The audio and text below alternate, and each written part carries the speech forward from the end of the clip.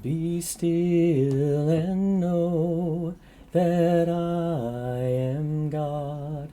Be still and know that I am God. Be still and know that I am God. I am the way, the truth, the life.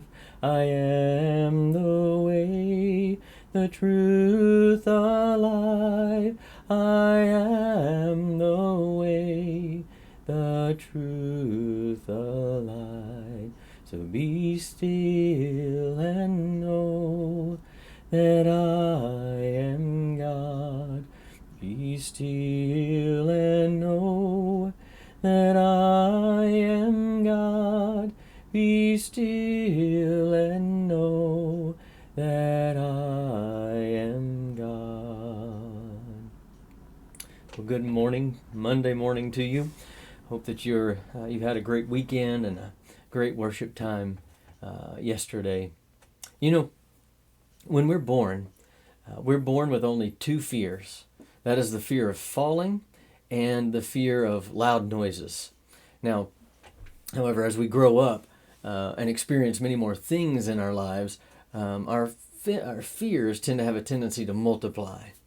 There are now over 2,000 fears or phobias on record, and you can look them up. But I looked up a few phobias just for fun, and I wanted to share a few of them with you. The first one is syngenosophobia. Syngenosophobia is the fear of relatives. I don't know. Maybe you have that one. Pantherophobia.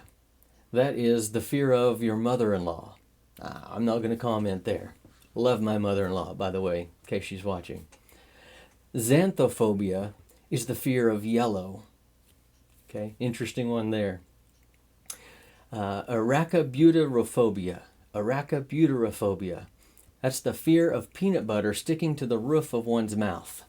And it kind of sounds like that's what's happening when you say that particular word. Asymmetrophobia. That is the fear of asymmetrical things, things that are unequal. Here's one for you. Anatidaeophobia. Anatidaeophobia. That's the fear of being watched by a duck. Kind of interesting. Nomophobia. This is probably a big one, especially if you have teenagers. Nomophobia. That's the fear of losing mobile phone service. And you know what I'm talking about. And here's probably my favorite one. I'll see if I can say it. Hippopotomonstrossus quipedaliophobia. I'm not going to repeat it, but what it means is the fear of long words. Fears come in all shapes and sizes. And some of them even seem silly, but some of them are very real. And God has some things to say about our fears. And I'm sure we could add to that list of fears some things that we feel in our everyday life. Fear of failure, the fear of not having enough, the fear of disappointment, and even the fear of uncertainty and the unknown in our current situation right now. And again, all shapes and sizes. But here's what God tells us in Scripture. In 2 Timothy Chapter 1, verse 7, it says, "For God has not given us a spirit of fear, but the power of love and a sound mind." God doesn't want us to be consumed by the fears in our lives. He gives us all that we need so that we'll have confidence to be His people here on earth, no matter what's going on around us. Isaiah 41, verse 10, it reads, "So do not fear, for I am with you. Do not be dismayed, for I am your God. I will strengthen you and help you. I will uphold you with my righteous right hand." And in John chapter 14, verse 7, Jesus said, "Peace is what I leave with you. It is my own peace that I give you. I do not give it as the world does. Do not be worried and upset. Do not be afraid." And the psalmist in Psalm 56, verse 3 says, "When I am afraid, I put my trust in you." And so the question is this: is our faith greater than our fears? Fears will still come into our lives, there's no doubt about that. And we'll still have situations that cause us great concern. But we have to ask ourselves whether our trust in God will overpower the fear we have in this world. We serve a big God. He's bigger than all of our fears. He's bigger than all of our concerns and our worries. He's bigger than those things, even though our fears can be great sometimes. And we just need to be reminded, remind ourselves, we serve and love a big God.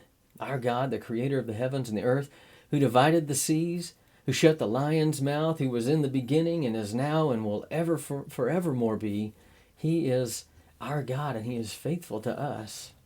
And we can stand firmly in the knowledge that our God is greater than any fear that comes into our lives, any concern that comes to our mind. He can do mighty things through those who are faithful. He is mighty and powerful in spite of the fears that we have. I know fears are real and they're not an easy thing, but maybe be encouraged and just be reminded that we serve a big God, and he's big enough to handle my fears and your fears and everyone else's fears combined. I hope this gives you some encouragement. I hope you go on and have a great week this week, and I hope you're blessed in some way. We love you, miss you, and hope to see you soon. We'll talk to you next time. Bye for now.